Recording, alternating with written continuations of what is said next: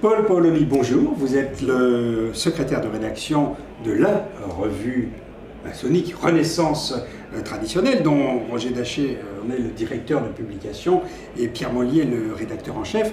Peut-être pouvez-vous nous dire quelques mots quant à la genèse de cette revue qui va bientôt avoir 48 ans.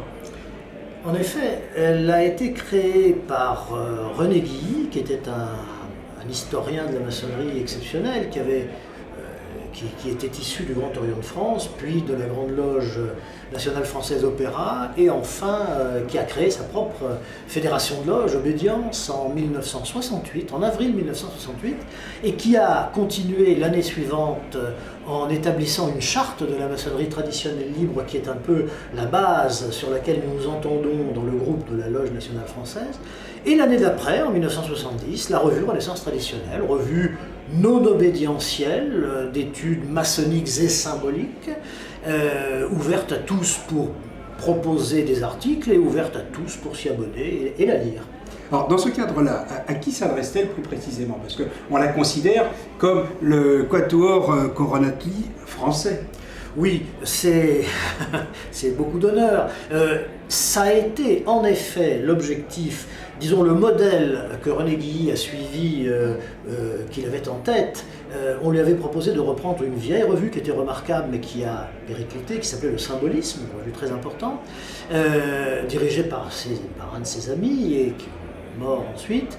Il a préféré créer sa propre revue pour vraiment la distinguer des autres et se rapprocher en effet, plus encore que n'était le symbolisme, de l'esprit fondateur de Quatuor Coronati en 1888. Donc c'est une revue d'études fondée sur des documents historiques, dans un objectif d'étude des phénomènes de la spiritualité, phénomènes au sens calme, et pas nécessairement d'occultisme, mais en se rapprochant vraiment de ce qu'il y a de spiritualité dans la franc-maçonnerie. Et donc elle est destinée à tous les francs-maçons, français et étrangers. Je voudrais vous dire qu'en effet, récemment, nous avons il y a un mois, abonner la Grande Loge unie d'Angleterre, c'est quand même... c'est un événement qui va dépasser celui du tricentenaire. Pour une revue française, abonner la Grande Loge unie d'Angleterre qui a 300 000 membres, c'est bon, nous sommes assez fiers.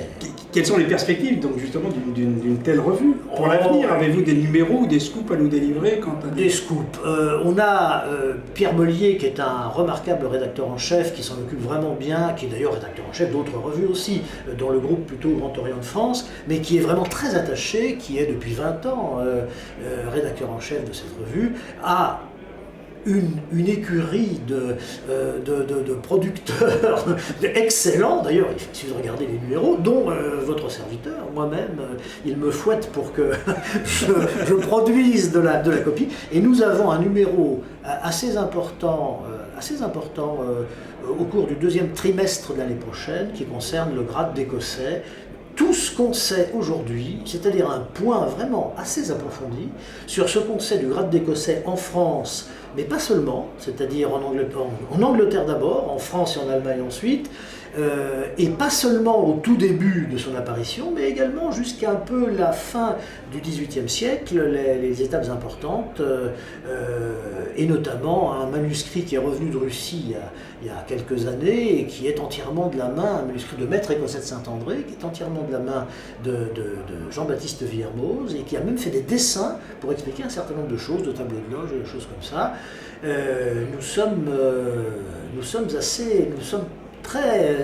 Nous trouvons ce numéro très croustillant et qui va apporter, je crois, beaucoup de choses nouvelles. Nous ne pouvons qu'encourager nos frères et nos sœurs de s'abonner, si j'ai bien compris en tout cas.